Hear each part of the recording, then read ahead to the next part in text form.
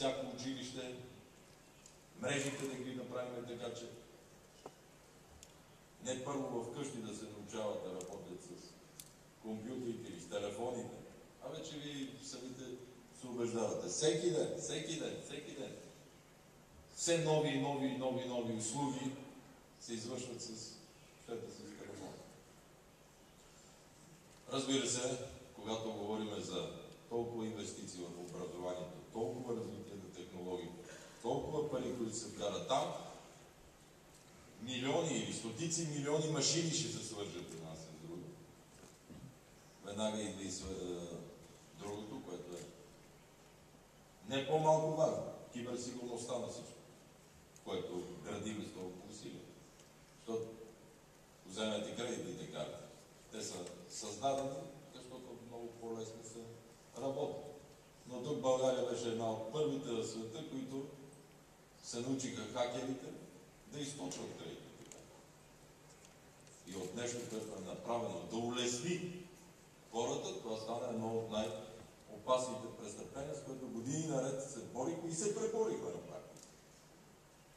С Европол и с Secret Service. Подобно нещо, подобна мрежа, подобна система, облак или както искате да го наричате вие в високите технологии, изисква 2 пъти и 3 пъти по-висока сигурност.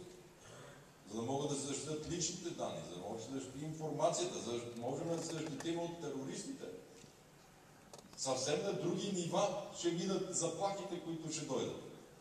Когато една цяла система се управлява от машина, ако хакнеш, образно казано и на ваш език, могат да падат самолети, могат да се удрят влакове или могат порази в метрото да се свършат, защото всичко вече е толкова електронизирано и то към днешна дата. След 2-3 години просто днес да познаем какво се случи. Защото това, което имаме днес, преди 1 година, дори да си го представяхме, че ги. Виждате суперкомпютър, който едновременно с това, което се говори, излиза и се транслира. И утре може по тая причина да отпаднат преводачи. А знаем, в Европейския съвет, във всяка кабинка, за всеки език има по 3 човека, мъже и жени, разбира се. Но кой ще контролира дали правилно превежда? Утре, ако някой хакне тази система и няма човек, който да го съблюдава и да го контролира, може съвсем различно да излизат това, което приказваме. И деца вика, това ще е най-малкият проблем. Какви по-големи биха могли да ни се творят. Дали нещо пропускаме в тази сфера? Сигурно има и още. Към колегите от Западните Балкани. Магистралите се строят, днес министрите са подписвали подобни споразумения за десетка, като списъци за коридорите. Сега на 4 юли в Солун ще събереме пак Румъния, Гърция, Сърбия и България. Оттам заедно ще дойдем на 5 на срещата с китайския премиер. 4 дни в София, 16+1 плюс Гърция. Вчера Ципрас ми потвърди, че заедно се върнем оттам, от Солун. Паралелно с жп линиите, магистралите и пристанищата, да се възползваме, докато копаем, да опънем и оптичните кабели, да подготвим дигиталната инфраструктура. Не след това да го правим по 2 пъти. Тиклично по български или балкански, но поне да сме се научили това да не го правим. Паралелно с това да се работи много за роуминга. Това е много важно да падне и мисля, че Мария доста говори по тази тема и московски, и вършат доста. Това е полезно и за бизнеса, разбира се, и всеки обикновен човек. Всеки никога не му бъркат джоб с по 10-15 лева за минута работа.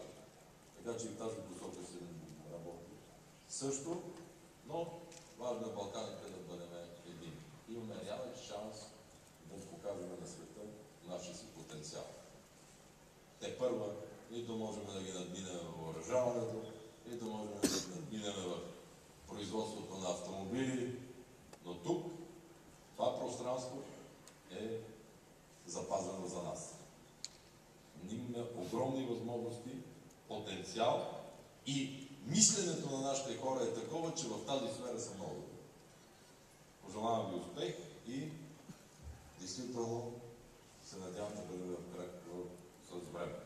Мисля, че е много успешно председателство завършваме, има още 4-5 дена. И да му мислят австрийците след това. Благодаря.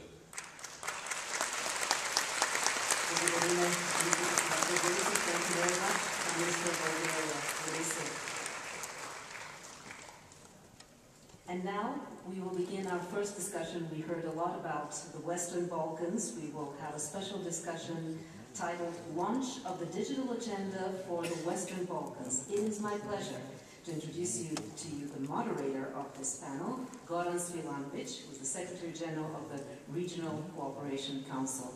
Welcome, Goran. And good luck.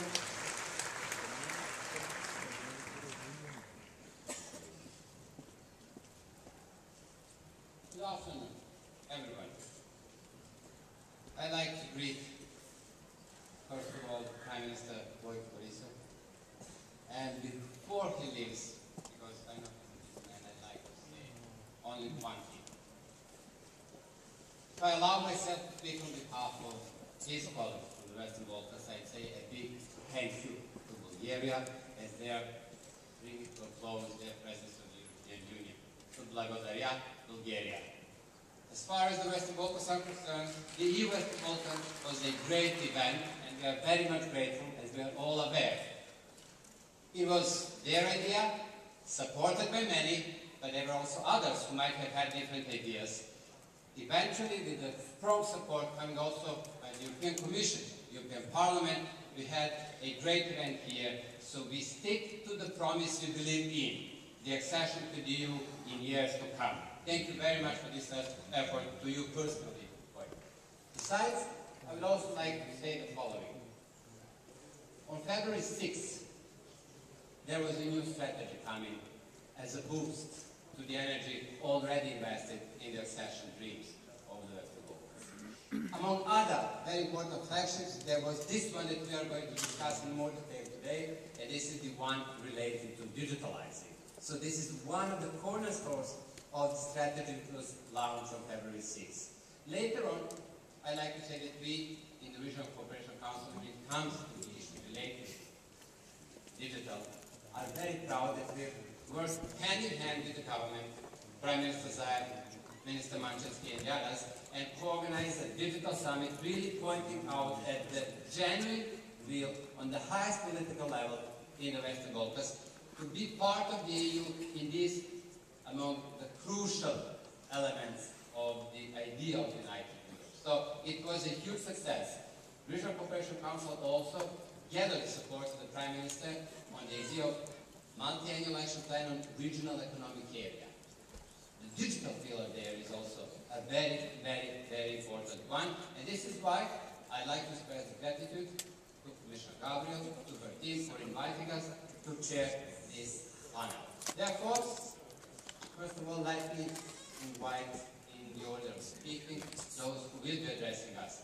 Commissioner Gabriel, before you are allowed to join me, I'd like to say we are aware that the whole idea related to the digital agenda, to the roadmap when it comes to the roaming between us and the EU, guys, is really guided by you personally, and I'd like to say big thank you for the effort you have genuinely invested in bringing closer your Western Balkans neighbors in this area to the EU.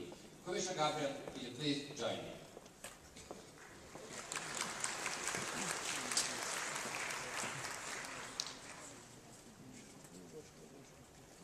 Thanks, Commissioner Gabriel. I would also like to invite ministers. As I'm coming from Sarajevo, I'm very happy to invite ministers. Izmir Jusko is coming from Sarajevo, Minister of Communication and Transport, Bosnia and Herzegovina.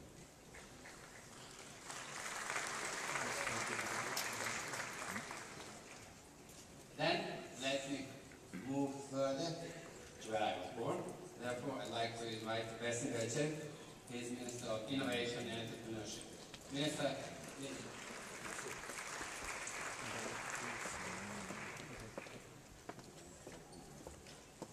were also gathered by the name I mentioned already. He is behind the great success of the Digital Summit organized in Skopje. Minister Damir Manchevski, please join me. Ministry of Information Society and Administration.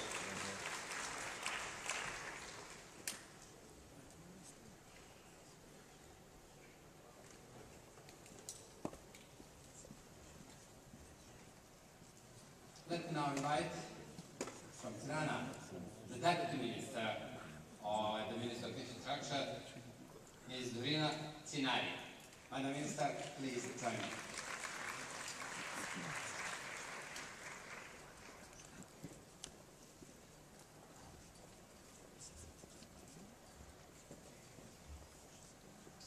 Well, you all know who is the leader in the session process, and I'm very happy to invite State Secretary in the Ministry of Public Administration, Mr. Dejan Abrazovic. Dejan, please join us.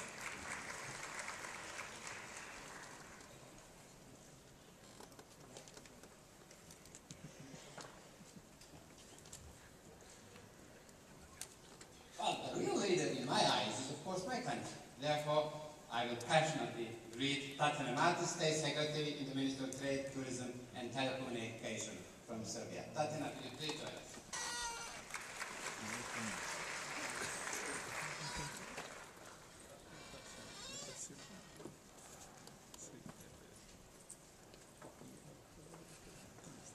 As the time is really important for each and everyone here, first I'd like to invite Commissioner Gabriel. Please tell us what we should hope for, what is coming, what we've been working on, because this is for us the moment of launching the digital agenda. Please.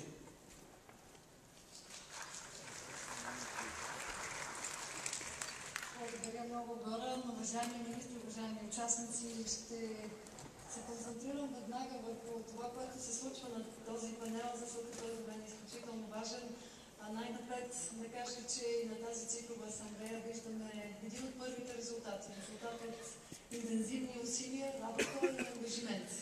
Усилия, които миналия месец в София получиха поддръжката и на Европейски съюз, също и на лидерите на страните от Западните Балкани с подписаното изявление за подкрепа. Това е едно наше съвместно начинание. Съвместно начинание, което си поставя за цел нашите икономики и общества да се възползват в пълна степен от цифровата трансформация. Затова съм изключително щастлива. Цифровата програма за Западните Балкани е не просто документ, който представяме днес. То е доказателство за нашия ангажимент към процеса на цифрово сътрудничество, който трябва да извървим заедно, ръка за ръка, като равни, като партньори. Целта ни е всеки един от нас да се възползва максимално от това, което ни предоставя цифровата сфера, защото ние всички сме водени от едно убеждение, че цифровизацията е синоним на възможност и никой не трябва да бъде изключен. Така и в Европейски съюз. Имаме амбициозен план за това как трябва да инвестираме в цифровите умения, как да направим така, че бизнесът ни да е конкурентоспособен, как да затвърдим мястото на Европа като лидер в новите технологии. Защото да, дами и господа, бъдещето е цифрово. Няма никакво съмнение в това.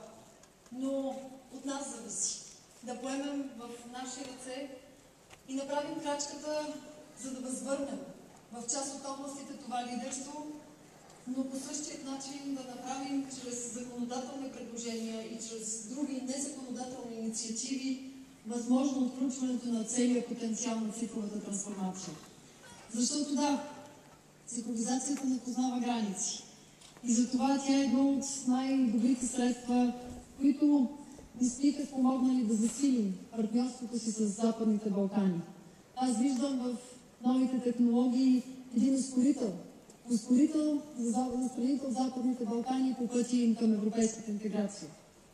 Защото въпросът е как да го постигнем. Нашата визия е за една истинска, напълно функционираща и интегрирана рамка за сътрудничество, в която всички да се възползваме от конкурентоспособна среда, която да позволи растеж на индустриите, но и в която се инвестира в гражданите. Затова си поставяме за цел създаването на пазар, в който цифровите услуги се използват в безопасна среда.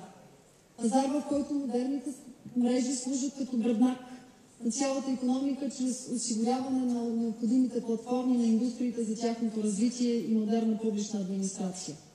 С това цифровата програма за Западните Балкани се изразява в редица конкретни действия.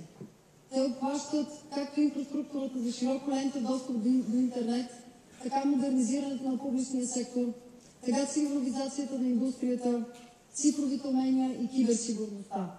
И разбира се, нашата работа по пътната карта за намаляване на таксите за роуминг, която започнахме на политическо ниво и вече с пълното включване на телеком операторите. Благодарна съм на всички за тези усилия в тази насока, защото те носят конкретни ползи.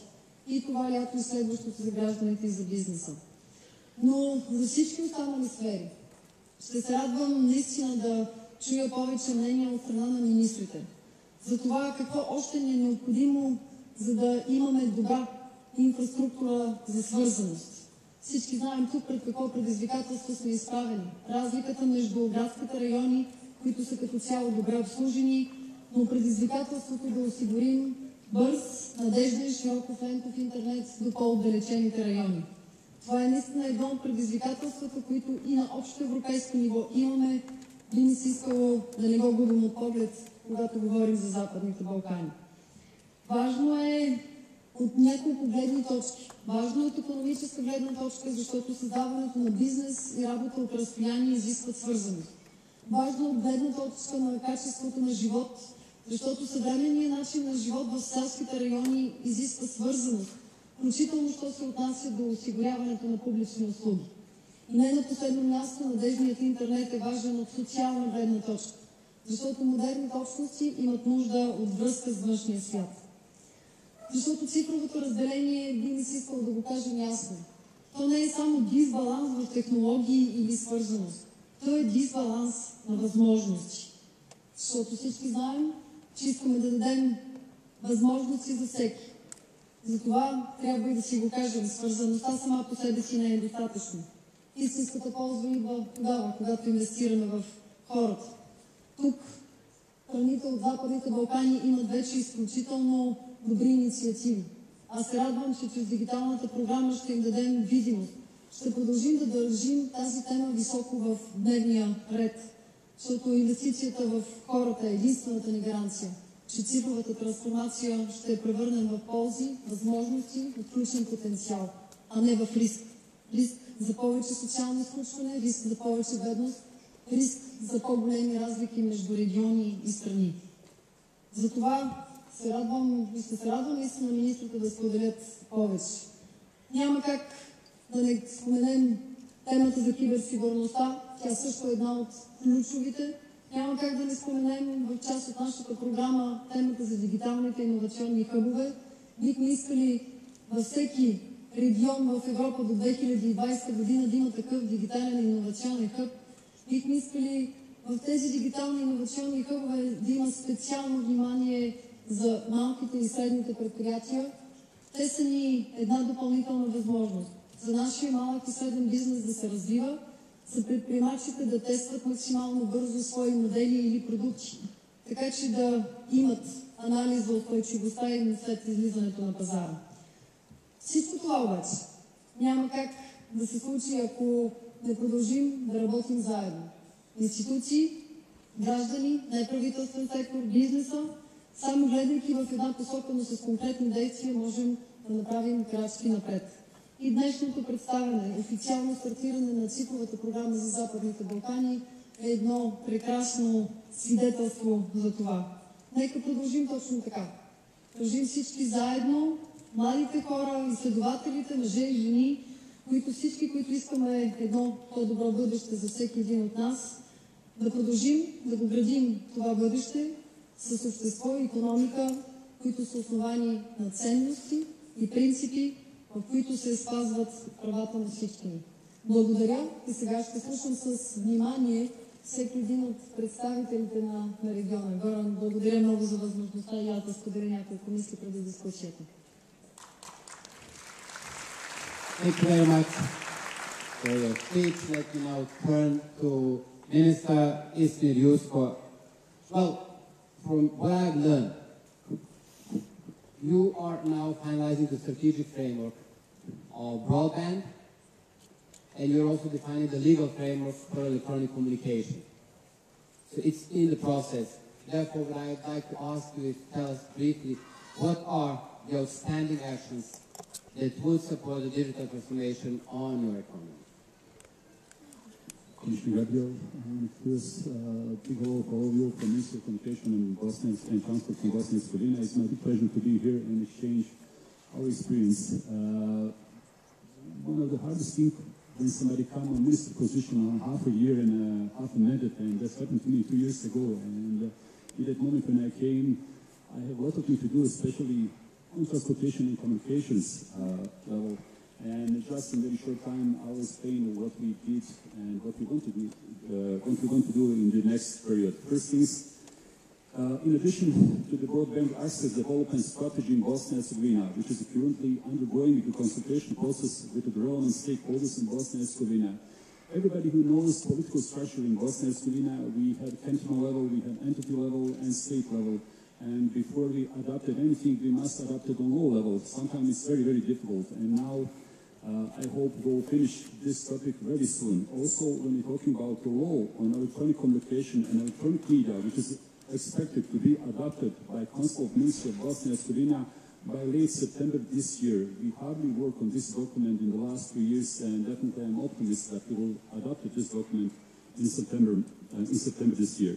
Also, Ministry of Communication and Transport of Bosnia and Herzegovina is currently finalizing and agreeing of the draft text of the strategy for development of ITC sector between different levels of authority in Bosnia and Herzegovina and all rest of the stakeholders. Also, we have very good communication with our colleagues from entity and cantonal level, and also I'm optimistic that we'll finish this document on the time. Together with the broadband development strategy, it will encompass all the guidelines set out in the document of digital agenda for Europe.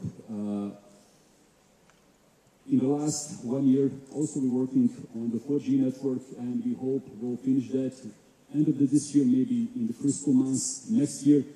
In the next period, probably next 2 months, we will start with international tender for the digitalization phase 2 and phase 3. As I mentioned before, sometimes very difficult when you must handle that with cantonal and entity level, but our principle is never give up. And my principle and my team are working. We want to be part of the solution. We don't want to be part of the problem. And I hope we will finish that on the time. I wish you all the best in elections as well, being aware, of course, that they always shook the things in the country, and therefore I really, really believe that you will continue the great work you have done. Minister Besim Becek, you might have heard Commissioner. She was mentioning women and digitalization, but she was really now insisting in rural areas. And you have actually undertaken pioneering steps when it comes to the broadband rollout in rural areas containing women. What I'd like to ask you is, what are some other key reforms to support the digital agenda as presented by the Commissioner? The floor is yours. Thank you, Garan. Thank you, Maria Gabriel, for inviting us and being here today. It is really a great pleasure to speak about the Western Balkans, about interconnectivity and digital economy, which basically is going beyond the borders and beyond the producing of politics in the region, trying to help our economies to be competitive, not only on the national level, but as well internationally. So you mentioned women, you mentioned the pioneering step that we are doing. It's true. Currently, our government of Kosovo has established new ministry as a startup ministry, Ministry for Innovation and Entrepreneurship. It is a ministry which is aiming to change the whole format of the economy in the country. The vision of the economy has to be changed, because we do believe that we have a great potential in our youth, in our women, in our people, and that would be the most competitive power. So through the Ministry of Innovation and Entrepreneurship, we are creating some funds, Fund for Innovation and Entrepreneurship. We are creating as well legal basis, because the Commissioner spoke about the legislation which is needed to put in place to support digital economy. So we are working on the law on innovation and entrepreneurship. We are working on strategies, but as well we are working on the laws which are in compliance with EU legislation. Such a digital agenda for Kosovo and national IT strategy has been already adopted, and we are trying to catch the step with the countries in the region. The other thing is with the broadband infrastructure, Kosovo is well known that our internet penetration is about 88%, but we need to go beyond that penetration. We don't use internet only for the social media. We want to use it for the benefits in the economy. That's why connectivity, interconnectivity, which was mentioned here, is not possible to be done alone. This is a special message for the Balkans. No one can do it alone. It needs to have a connectivity, and it needs to have the high speed broader. It needs to have a better education. It needs to have better institutions, stable institutions, but as well the institution with a vision. So in that sense, we are welcoming these days the World Bank Balkan Digital Highway Initiative, which is trying to bring us together, as well as developing the roaming. You know, the roaming is a big problem in the whole region. If you travel from Pristina to Skopje or to Sarajevo, a part of having cross-border problems, we have as well the roaming charges, huge roaming charges, which are becoming a problem for economy. In that sense, with the digital skills, we are trying to start to work as much as possible to link academia, economy, and youth in the whole program. That's why, as a new ministry, I'm working hardly these days to create Center for Innovation and Entrepreneurship, where we will bring youth who have a great potential. They are moving much faster than we are doing as institutions, but to provide them a proper education, to provide them a proper institutions, to provide them a proper financial support, which basically will make them to be able to compete on the level of a region, but as well in the other levels.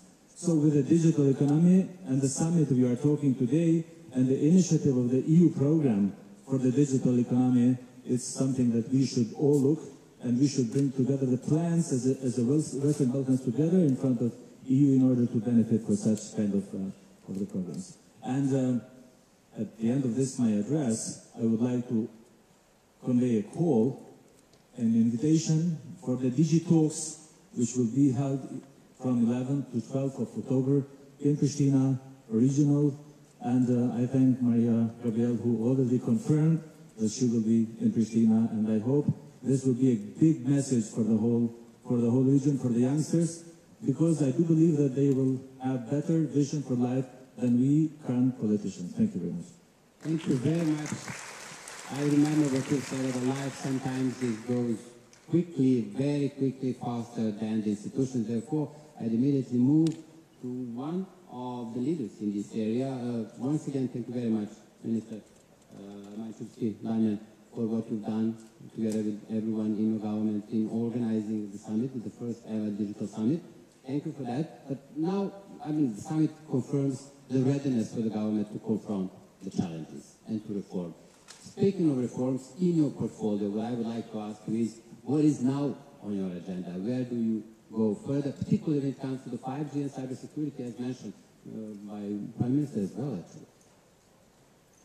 Well, I would like to also thank everyone who participated in the digital summits and for all the support in the organization. It was a joint effort, it was not only ours. I'm extremely glad to see that we have the digital agenda so high on the overall political agenda of the European Union towards the Western Balkans. And then, of course, Commissioner Gabriel here has the biggest of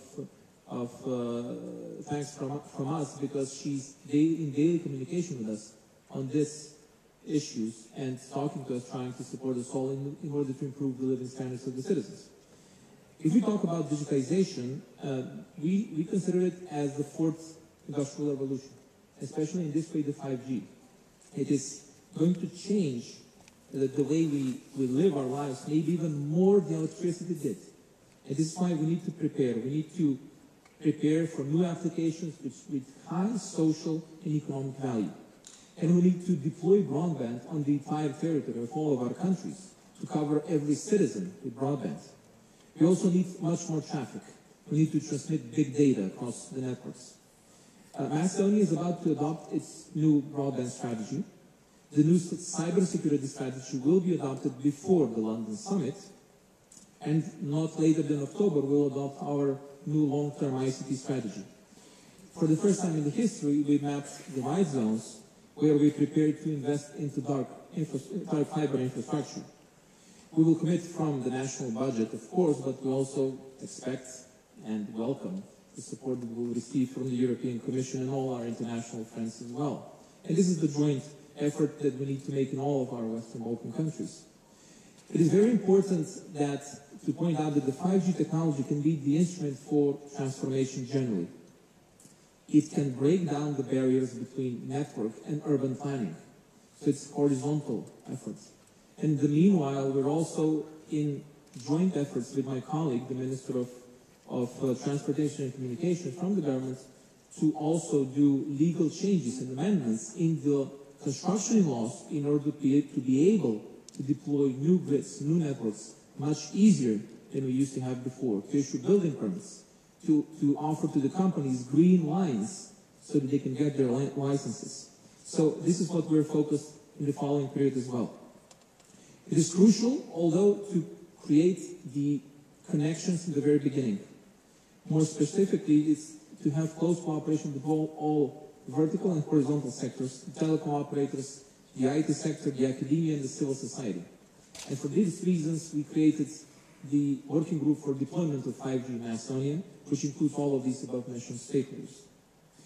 We also bear in mind the new EU, that the EU will soon adopt the new legislation, the directives for communications with specific amendments for usage of radio frequencies, and we all need to take that into consideration as well. Once we determine the necessary measures, then they will have to be implemented in the relevant legal and bylaw regulation. And this is where we're working in parallel. So besides this, we're also conducting legal changes that will allow us to go through these technological changes. As far as the cybersecurity is concerned, the process of the preparation of the strategy is in the final phases, I already mentioned. We have already conducted the cybersecurity maturity model, which is kind of an assessment of the system and the situation. And an official working group was established with the core responsibility to draft cybersecurity strategic document and the new action plan, which is for me much more important than just a strategic document, how to deploy the new cybersecurity strategy. The new cybersecurity strategy will address challenges and incorporate the NIS directive requirements, but also all the other NATO and EU cybersecurity policies and strategic directions. The working group was consisted of members of three ministries: my ministry, the Ministry of Defense, and the Ministry of Interior, which shows that this is a horizontal effort that we all need to work together in order to achieve best results. The strategy was also already subject of a public debate, so we heard what the stakeholders wanted to say, and now we're working together with them in order to deploy the new action plan. As I already said, parallel with the technology changes, we're undergoing the legal changes in Macedonia. We're introducing the EID for the citizens, which is fully in line with the ADAS and with the GDPR as well, so we're in line with the latest European regulation and hope to be prepared when the time comes, of course. And let me use this opportunity as well to maybe raise another proposal that we discussed for a bit on the Digital Summit that might be interesting, and that is to create a new regional cybersecurity academy, and I offer Skopje to be maybe the host of it, so where we can raise the capacities of the experts from every institution in all of our economies and governments in order to work much better in the area of cybersecurity. We all are aware of the problem that many of our experts are leaving the institutions, leaving towards the private sector. So we need a continuous training program how to keep high-skilled professionals in the institutions, in the administration. Let me finish to say that digital transformation is a journey. It's not one-time effort. And we all need to work together on this issue. As you say in Bulgaria, I would like to say digitally united. We can stay much, much stronger together. And also as a representative of the Macedonian government, and this is since one of the final events of the Bulgarian presidency, Let me extend our great gratitude to the Bulgarian presidency and Bulgarian government for bringing the digital so high on the agenda of the European Union, but also bringing the Western Balkans back so high on the agenda of the European Union. I would like to thank Commissioner Gabriel, Prime Minister Borisov, Minister Moskovsky. Last year actually, we signed the good neighborly relations between our two countries, but we are no neighbors. We became friends and we became allies. So I thank you for that. Thank you. Thank you very much. Thank you also for the promising idea you just shared with us. Let me turn to Minister Dorina Sinari. Well, we are aware of the impressive reforms that we are undertaking when it comes to the public service delivery through e-services. I'd like to ask you is what is coming next? So what are the priorities when it comes to the digital agenda in the upcoming year? Good afternoon to everybody. Is this a digital chair or smart chair? This is a very comfortable one and I love it. Okay.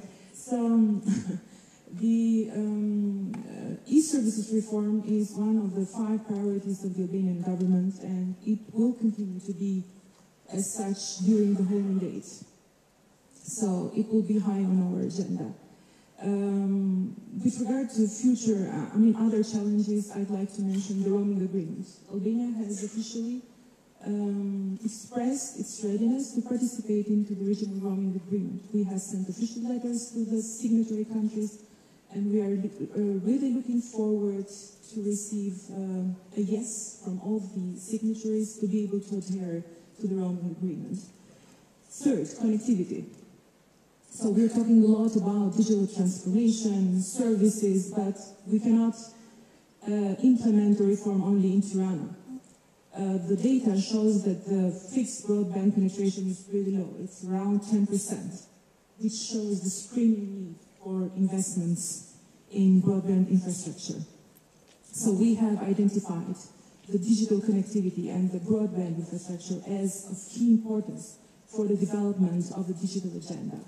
I am happy to have received green light from WBIF on our project proposal with regard to broadband feasibility study, which will address the targets of our broadband strategy. In the same time, we'll seek to identify potential digital investments as well as possible scenarios of cooperation between government, financial institutions, operators, state-owned enterprises to do synergy into projects or to do infrastructure sharing or whatever kind of scenario is possible. And while we talk about digital transformation, we are experiencing everyday digital change, which is changing people, changing customers, changing services, changing products. And since, as Ms. Gabriel said, we need to take care of our people, I think that it's time to start talking out not only about digital skills, but skills in the digital transformation era. It's very important now. I want to conclude by thanking everybody who has put heart and energy into this project, and it's moving forward. Thank you very much. Thank you very much, Madam Minister. And I thank you also for raising our cost as well. Now I'd like to turn to you, Diana Bazovic, State Secretary in the Ministry. Some of the latest undertaking digital reforms in Montenegro relate to cybersecurity. We've heard also from Minister Manchevsky, but also, in your case, high-speed electronic communication networks and e-signature. So what are some of the reforms you are doing at the moment to support the digital agenda as presented by the Commissioner? The floor is yours. First of all, I want to thank you for the great hospitality and highly warm welcome. And I want to say this is a great organization, and I'm really proud to be here, on this evening and in front of this great audience. Answer what we did in Montenegro. I will start something what we did last month, and I think it's very important, and that's for that I need to say one great thanks to Madam Commissioner Gabriel, because we sign ISA Square memorandum as the first country in the region. I will not talk about how it is important, and I will not talk why it is important, but I hope that all of you know about that, and I'm sure that we will be in a way to spread it on the Western Balkan, of course, as soon as possible. I will say that we adopted almost all the laws regarding the digitals, that digital society needs in Montenegro, and one of the last is the law of the electronic identification and digital signature, with all following bylaws. And next, what we doing now, and I have to say that we prepared draft version of the new law of the electronic government. Why it is important? I think it is very important because we need more coordination in our between our state bodies. We need more I will say some responsibilities for the development of the infrastructure and common services in the government, and of course, what is not less important, it is something what we worked very hard last 2 months, and we made a new concept, and we recognize that new concept in the suggestion of the new law of the government. That new concept playing of the building blocks, and that building blocks will be some kind of the infrastructure for the development of the electronic governments. When we're talking about blocks, I just say that blocks are e-trusts, e-delivery, e-payment, and other e-services, which will be, how can I say, some kind of the infrastructure for the electronic government. Also, I need to say in this strategy of the development of the broadband in Montenegro in the last 2 years, concretely, we invested about 200 millions in the infrastructure and associated services. And I need to say that exactly 3 out of 4 households in Montenegro have fixed internet. 1 of 3 of that households have more than 30 megabits per second. I also have to say that we are one of the, how can I say, most recognized country when we're talking about using mobile infrastructure and mobile phones. Also, 98% of the Montenegro is covered with LTE and 4G signal. And something what I will, how can I say, announce at the end is something what I think also that is very important, and it is that we start to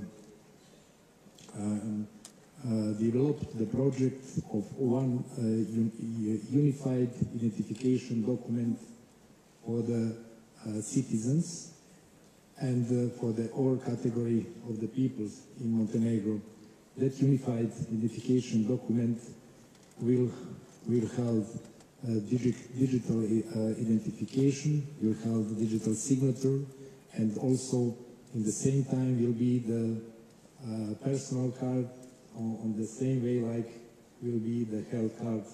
So I assume that you recognize importance of that and how it can speed up the process of the digitalization for Montenegro. At the end, I just would like to say digital EU, digital Western Balkan, in any way, for sure you can count on digital Montenegro. Thank you very much.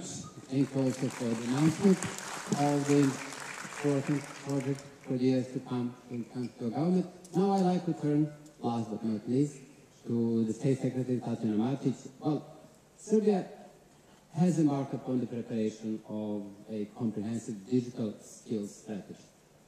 Serbia can also be proud, and I'd like to say that it is the first economy to free up the digital dividend. So, we have heard from your colleagues about the plans and ideas for the future. I might ask you about the challenges you might be faced with in the coming year. Please tell us, what do you plan, what are the challenges? Thank you very much. It looks like Serbia always has the biggest challenges, even in this sector. But first of all, I would like to thank European Commissioner Maria Gabriel for supporting Western Balkans country on their digital transformation. This road is not easy, but while I was listening to your speech, I was thinking that we all here are very good students of you, Maria Gabriel, and I think that we have done a lot of good work. And of course, the hardest part is waiting for us. And I think that this is the most challenging part, which will be, in fact, the investment in the infrastructure. While I was listening to the speech of Maria, I just have to say, and while I was listening to my colleagues, I think that we are all working on the couple of pillars in our digital transformation. One is for sure legal framework, the other one is education, and the third one is infrastructure. Serbia has done a lot in the field of the legal framework in the last 5 years. Indeed, I have to say that digitalization indeed was the priority for the Serbian government, led by Prime Minister Vučić, and of course now by the Prime Minister Ana Brnabić. And we have shown this, that this is not just a speech. We have shown that we have adopted so many laws and documents, like the last one, but very important is the strategy of the development of the new networks. We have done and adopted the new law of the electronic communications, and this law is completely in line with the EU acquis. I have also to mention our regulatory framework for cybersecurity. We have adopted the law and the strategy. We are working on the action plan right now. And the new law of electronic identification, authentication and trust services, which will improve not only e-business but also e-government as well. So when we are speaking about the legal framework, we have done a lot. When we are speaking about education, we have also done a lot. The Ministry of Education and the Ministry of Telecommunication have been invested in the last 2 years a lot of not just money, but work and efforts to do one really hard reform of our educational system. We have connected all the schools in Serbia on the Wi-Fi, which is a part of academic Wi-Fi net, which means that all our schools in Serbia can use academic Wi-Fi network, which is connected to the European academic network.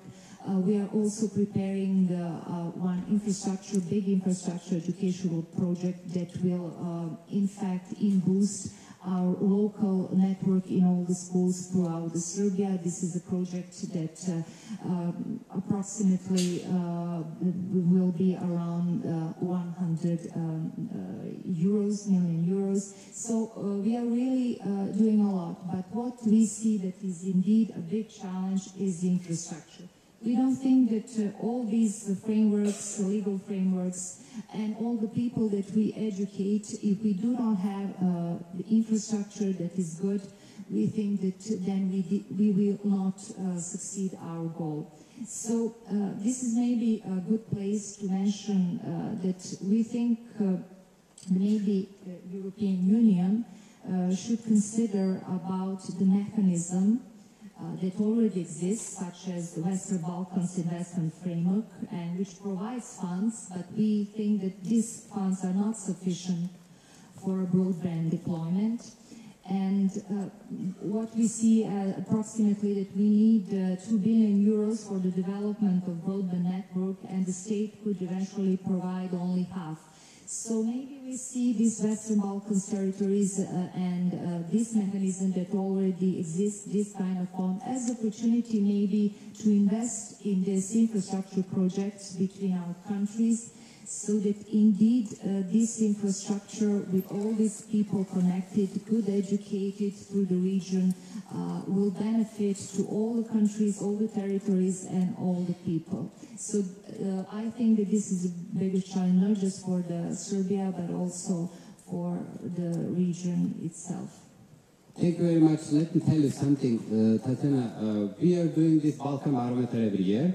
On the 6th of July, we are going to present the new information, and I'd just like to disclose 1 out of 100 answers to 100 questions.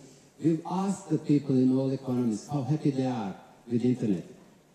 The highest number of those in Serbia who said we are very happy, 93% of those who said yes, we're happy with internet, then Montenegro, then the others. So people are looking at you.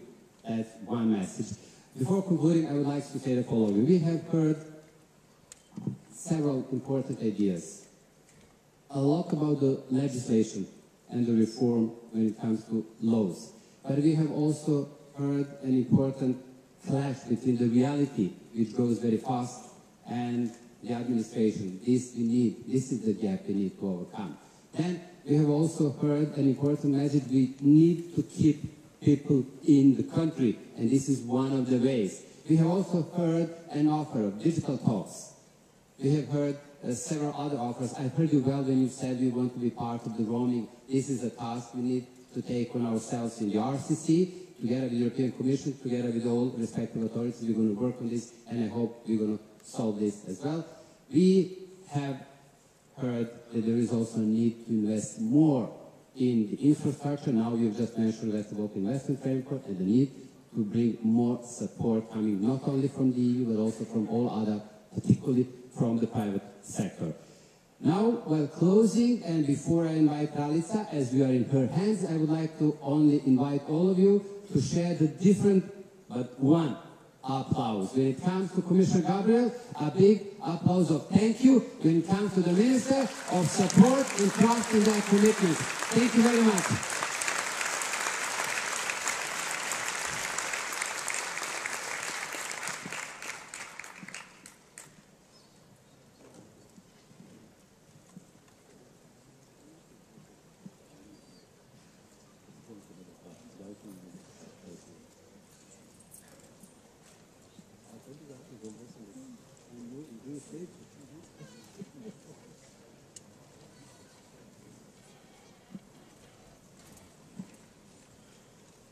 Thank you for a very interesting discussion. By the way, I want to tell you that Commissioner Gabriela and Minister Moskovsky are headed now to Hall 6 for a press conference while we continue with an inspirational speech by one of the most interesting thinkers in artificial intelligence. She is Professor Joanna Bryson, professor in the Department of Computer Science at the University of Bath in England. Dr. Bryson does research in both artificial and natural intelligence. However, the human mind fascinates her the most. Her focus is AI ethics, particularly on the obligations of AI developers towards AI and society. Bryson believes that Europe is incredibly powerful, rich, benefits from good regulations. However, she wants to address concerns that it could fall behind the United States and China. That is just one of the things that she will be talking about right now in her inspirational speech. Professor Bryson, welcome to the podium.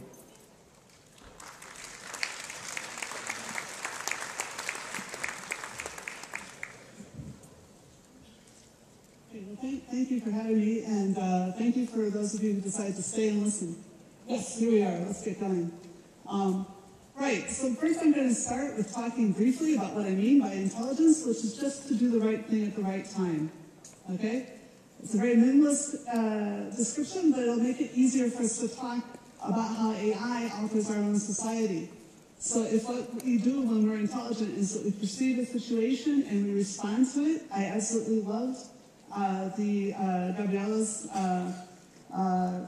use of Darwin, adaptation, is exactly the right thing. So artificial intelligence is just intelligence, it's just artifacts. It's something we've built deliberately to alter our ability to be intelligent, right? So this is going to be coming up. So what are the challenges? As was mentioned, one of the things people worry about is the massive investments in China and the USA. In China, we know that it's a state investment, although there, again, capitalistic companies have a lot of money. In the USA, of course, we think of them as big companies, but they were also upregulated by massive investment from the federal government.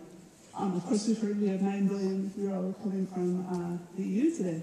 But another big thing is social disruption, right? So that includes massive empowerment of individuals, which is good, right? It's fantastic that we can all find the best restaurants in Sofia very quickly and navigate our way to them in ways that were inconceivable decades ago. But at the same time, it means that one individual can have big impact, in terms of things like espionage and terrorism. So there's a lot of wonder and fear that's around that. Dissipation isn't quite the right word, but the fact that distance doesn't matter as much means that it's more of a challenge for national governments to manage the changes that are happening. And then in particular, as was mentioned earlier about the platforms, I prefer to call them tech giants, because to me a platform is something like Uber, where a very small company, okay, Uber isn't small now, but a very small company can bring people together and unite them. So for the tech giants, they are definitely benefiting from Europe. Does Europe benefit equally from them? Well, on an individual level, yes. As I said, we can navigate. But there isn't enough revenue coming in to help with the infrastructure, not as much as we would think is appropriate.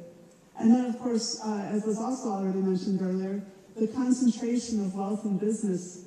This isn't because people are being evil necessarily. It's just that when you can get access to a business from all over the world, well, then there's only room for sort of the one best business, right?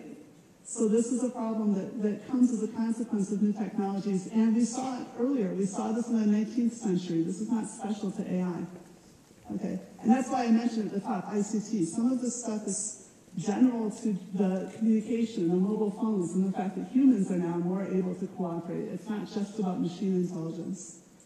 All of these things lead to a more rapid formation of new social identities, and this is also a challenge, as we have to keep people thinking about the local and the regional, as was also beautifully discussed by the ministers going ahead and the Prime Minister of Bulgaria. So, what are the advantages of Europe? A lot of people are very defeatist about their concerns about these tech giants. But let's remember, of course, a massive diversity and social mobility. And I don't only mean here freedom of movement.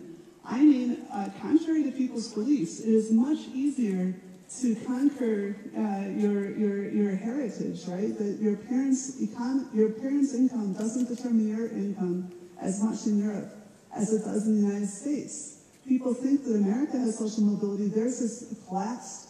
Europe's continues to rise, or it has continued until recently to rise. So that's a fantastic way to get innovation. It's the world's largest, the Eurozone alone, not including Bulgaria, not including the United Kingdom, is the world's largest economy, and it has been since 2007. So we must be doing something right. Don't just look at Google and think, oh, we're doing something wrong. We must be doing something right. And that quality of life can bring in global talent. I love the emphasis that's being made, and I think this region is fantastic and beautiful, especially as we get on top of the pollution problems and things like that. Wealth means that we can accept risk as long as that wealth is adequately distributed. Again, if there's enough infrastructure, enough wealth in government, then we can help people to take risks, right? Regulations and rights lead to a robust society. That's really important. So that, again, it's not just about stopping you from doing things. It's a way of making sure that we can handle the change. And finally, we have advanced mechanisms for transnational cooperation. Now, I know these are works in progress. I'm very aware of that, being in the UK right now. But there's no place else in the world that has quite got this system between the treaties and the laws. This is a really interesting thing. And remember, I mentioned these two problems. I think that Europe is uniquely in a position now for getting on top of them using this mechanism, or improved versions of these mechanisms. So I also already mentioned these definitions of intelligence. I want to go into perhaps the Prime Minister's fears of science fiction there just briefly. I'll go quickly because I know we're behind. Natural intelligence is not general. So if AI becomes more like humans, that doesn't mean it's suddenly going to know everything. It doesn't mean that one country is going to magically stumble across the magic algorithm and suddenly know everything and be omniscient and therefore omnipotent. Right? Okay, that is not a real problem. And I mean, this is basic psychology, but for those of you who don't have psychology degrees, it used to be that we thought that any stimulus could be connected to any response. Remember the whole Pavlov's dog thing? That was a belief, and Skinner promoted it. This was early behaviorism. Scientists proved themselves wrong. Okay, they did some science, and they found out, for example, this is just one of many examples. You can teach a pigeon how to peck a key until it gets food. Only if it pecks a lot. There's actually individual differences in pigeons too. But the fast pecking pigeons, you can do this. Also to flap the wings to get shock, but not the other way around. Because it makes no sense. Pigeons don't get food from flying, and they don't get away from things by pecking. All right? So their brains are already biased to look at the subset of possible solutions. They're born that way. All right? So yeah, natural intelligence is not general. And that is not the problem with artificial intelligence. That's not general enough. Nothing is more general than Bayes' rules. All right? So the real problem is that intelligence relies on computation, not on math. It's not an abstraction. Computation is a physical process. It takes time, it takes energy, and it takes space. All right? So to find the right thing to do at the right time is a process of search. And basically search is dependent on how many possible actions you can take, as well as the number of options. All right? And just very quickly, without going through math in any too technical way, if you've only got if you have 100 possible actions and you can do 2 things, there's already 10,000 possible plans. Each of those 100 things followed by each of the other 100 things, right? In a 35-move games of chess, we all know Go is more sophisticated than this, right? But in chess, only 35-move games, more than the number of atoms in the universe, right? So omniscience is not a real problem. So you might think, well, what about our HPC, our massive concurrency? Well, that is a great solution, and that's why we as a species are so incredibly smart, and we have all these cool things, like these amazing rolling lights and everything, right? But it only saves you time by so it's twice as fast if you have 2 times as much space or energy, right? That's why you go and get 4 cores in your computer, right? But it's going to take that much more energy. Quantum will, if it works, and it's sort of working now, save space. Right? But probably it's going to cost a lot in energy. Right now we have to supercool it.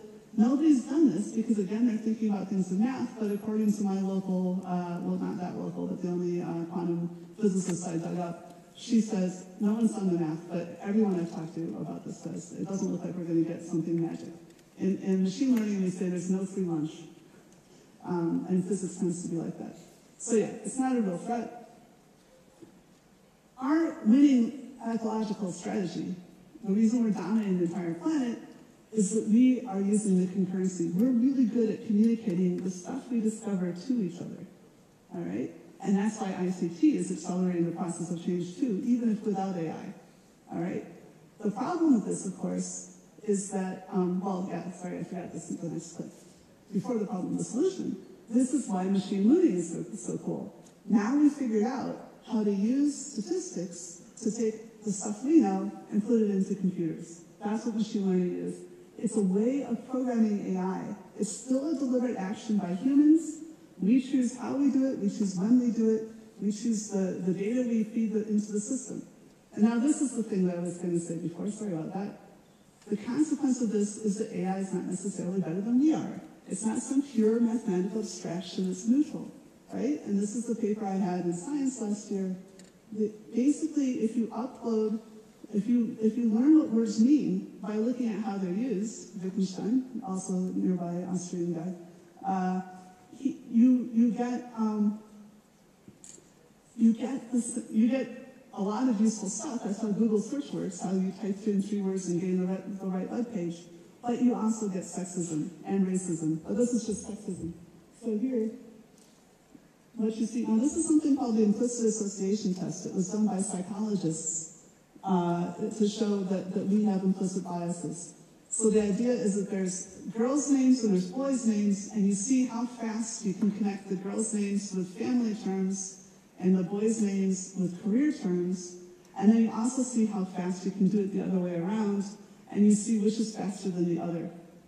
So this result is reported in standard deviations, because we don't care about how long it takes, we care about whether those are two different values, and they are super different. So that's what the psychologists found out, and this is what we found with the same, just looking at the internet and using words. So not talking to people at all, but just looking at how we use language.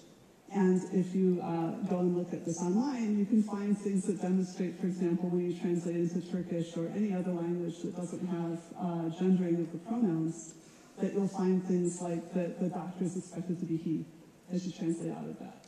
So that comes from the fact that we have, the way that we use words is sufficient to indicate, to transmit our sexism and our racism.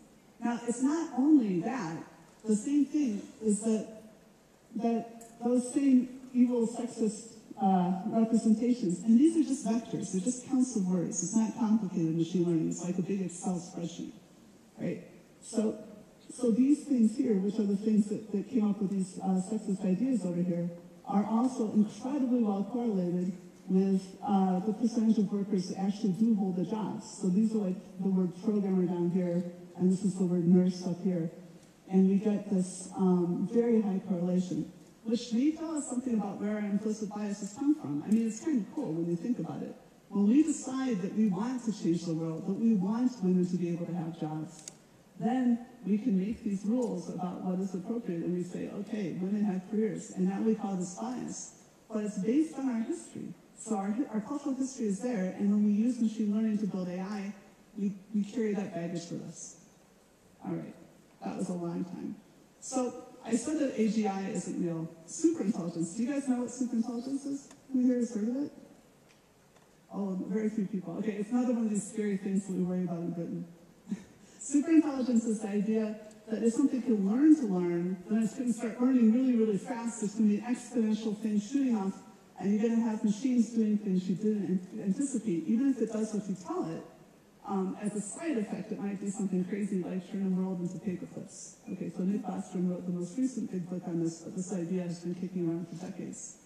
I would think this is real, but I don't think it's something we should project into the future, right? If we accept that intelligence could be decomposed, then you can think of every machine as a kind of AI. And so in that case, we're talking about 12,000 years of AI, and then the intelligence explosion is us, right? This is our population since we've had writing. And that's a large scale there, right? On the side here. So even in a large scale, it's exponential.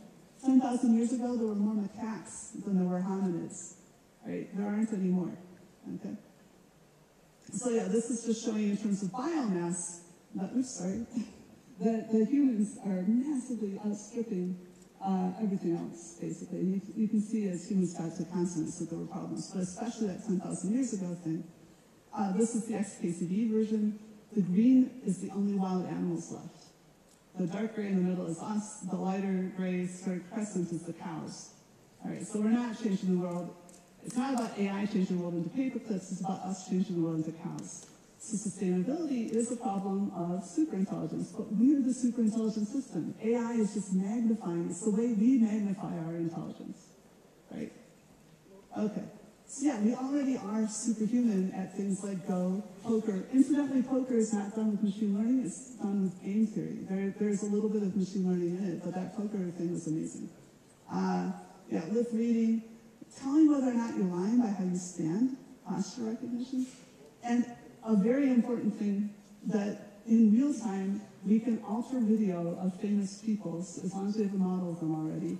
And so you can know that you're watching a live video of your president speaking or your prime minister and still hear things that aren't what he actually said. Right? We can mock up we can forge his voice and forge the video to look like he's saying the thing. That's something that is coming for social disruption. Anyway, all of this comes from, as I mentioned, the fact that we can get so much material so quickly. So what should Europe do about all this? I think the most important thing right now is figuring out ways to stabilize our societies and readying ourselves, as was mentioned before, for change. Okay? And one thing in particular is we need to be responsible and accountable with our ICT systems. So, I mean, wow, I can't believe I still have that much time. Okay. Yeah. So, architects basically, when they're undergraduates, they learn about laws, they learn about policy, they learn about dealing with governments in order to decide where the next building goes. Why? Because it used to be that people could build stuff anywhere and buildings would collapse on people and kill them and mess up cities, you put the buildings in the wrong places. And we just decided that was unacceptable. And basically I would say right now that ICT systems are falling over and messing up people's lives and democracies and things like this. So we need to get as professional. We just need to mature. We need to have, I've heard even archaeology gets taught about dealing with law in their early years. All we get in computer science is like data protection, right? But we need to do more. And I want to say, people say, well, won't this slow down the rate of innovation? But it's not just another good Darwinian thing. It's not just about the rate of innovation. It's about being able to capture the good tricks and sustain them, right? So we need to make sure that we get things to the market in a sustainable manner. All right. So yeah, what matters is human accountability, because law and justice are more about dissuasion than recompense. You may feel like if somebody finds out who murdered your friends that you got something back, but that just shows how strongly we've evolved to be social. In fact, you don't get anything back, unfortunately, when the person is captured. Rather, that person is dissuaded and other people are dissuaded from doing damage.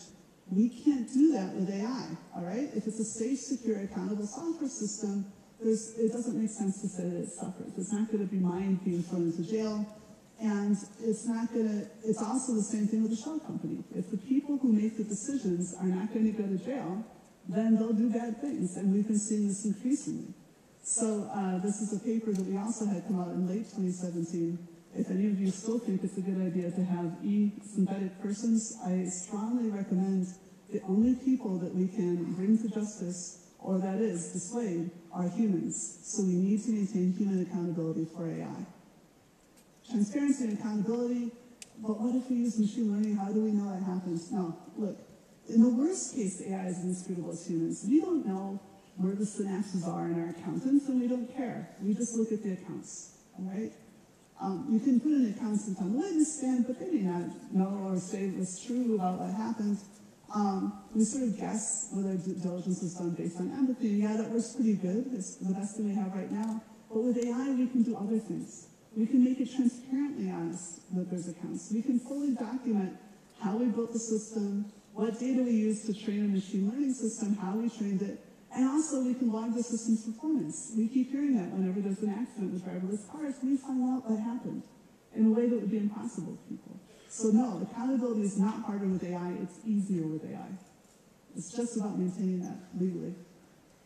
So when we regulate it, we need to not reward corporations by capping liabilities when they do something really complicated. I just mentioned that. We can't do that anyway. It doesn't make sense. The legal system fall apart. Also, similarly, you can't tax robots. We don't know how many robots there are. I can look in this room and see how many people there are.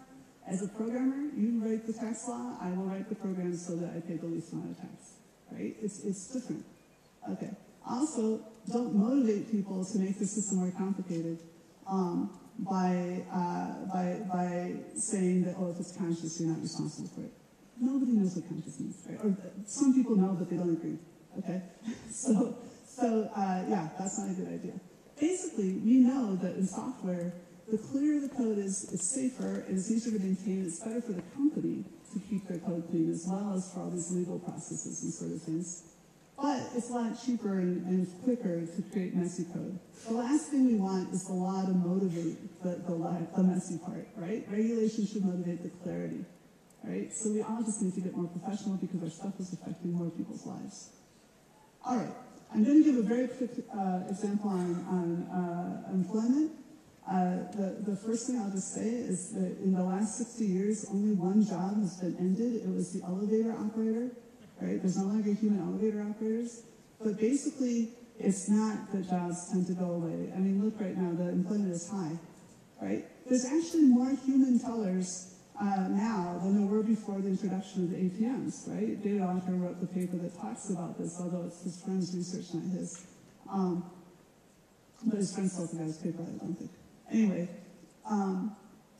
the reason that works is because the branches became a lot cheaper, so the banks could make more branches, which is what their people wanted. So that each branch has a smaller number of tellers doing more interesting jobs, right? And so they're actually getting paid a bit more.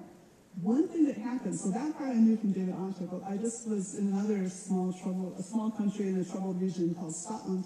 That they're, sorry, if you're living through Brexit, you could testify on it. The branches cost a lot less, but that's because also you've got rid of the high-paid branch managers. So this could again contribute to inequality because there's more there's a dropout of intermediate salaries, right? What they're doing now is they're using AI chatbots to answer a lot of the questions that people have. But it's turned out that's increased the number of phone calls they're fielding with humans. Somehow people love the AI chatbots. That makes them feel more connected to the bank, and they actually wind up calling more often. So it doesn't get rid of the jobs. But the problem is the people who call through the bank, they have harder questions. And it turns out that some of the people who used to be answering the phones for them can't answer the phone anymore. So that's actually a problem. And let me actually go back, sorry, before I tell you about that. I've already said, okay, sorry. The one thing about that is that there isn't a digital divide, there's a digital spectrum. And as we keep getting more and more AI, more and more people won't be able to compete with the AI, and we're going to need to look for other solutions. The solution that the RBS is talking about is using the people who can't answer the hard questions to talk to the customers who can't figure out how to talk to the bots. Because they're a successful, recently a successful bank, and so they try to keep their human capital around. Okay, so yeah, there we go. That was the thing. All right. Okay, so in conclusion, AI is changing us. It's blurring the distinction between customer and employee. I'm not just talking about Google. I'm talking about the fact that we're swiping our groceries and typing in our data, right? The free services are basically, I would say, information bartering, right? You get something as well as give something up. But then the people on the other side, the company on the other side, sits on all that data. They don't even know the value. So you can't pay an income tax at this point. When you're getting that data, you don't even know what it's worth. It becomes worth something years later, right? So this is a big challenge for revenue. This is a new way of thinking about things. It's not only that it's bartering, it's also that the value of the data isn't recognized until later. So I'm one of the people that supports taxing on the basis of increased market capitalization, valuation, rather than looking at income. It reduces but does not eliminate the costs and advantages of geographic location. We all know in this room that location still matters. You care if the person next door to your house burns down. You care that they have some way of protecting themselves. But it reduces it. And as I mentioned, increasing inequality is a problem we've dealt with before in the early 20th century. Let's hope we deal with it better this time and sooner, although we're already struggling with these effects. And of course, altering governance. I think one of the things that's happened is that we can't just stabilize policy by saying, look at that bird anymore. There's always somebody watching you. So I think we need to figure out ways to communicate why we do more effectively. And if we do, I mean, that's basically what the poker game does. The thing that went superhuman on poker, it can't handle bluffing. Like, anytime it tries to build a model of a person, it gets taken advantage of. People are really good at that. But it just figured out the best way what the best value was. It goes to equilibrium on the pricing, and there's no way to beat that. The humans have given up playing against it. They're just like, okay, right? So I think we have to do it with government too. I think the EU is uniquely positioned to lead in this. The diversity and social mobility, as I mentioned, brings innovation. Regulations, rights, and wealth mean a robust society able to take risks and make changes. World's largest economy, experienced in generating and improving frameworks for transnational cooperation. So I think that we need to deal with these big transnational companies that are taking all our data basically like they were almost national entities. I think we need to treaty with them, and that's sort of what we're doing. If you look at what's actually happening in the negotiations that take place between countries in the EU and Google and Facebook, it's almost like we're making treaties. It's in their interest to have well-educated, successful populations. They want stability too. So we need to make them understand, and we need to figure out an equitable way to do redistribution, and I think they'll sign up to it. And then finally, we need to keep improving our own treaties of union so that a lot of nations can be supported. All right, and thank you for your attention. Thank you, Professor Bryson. You gave us a lot to talk about.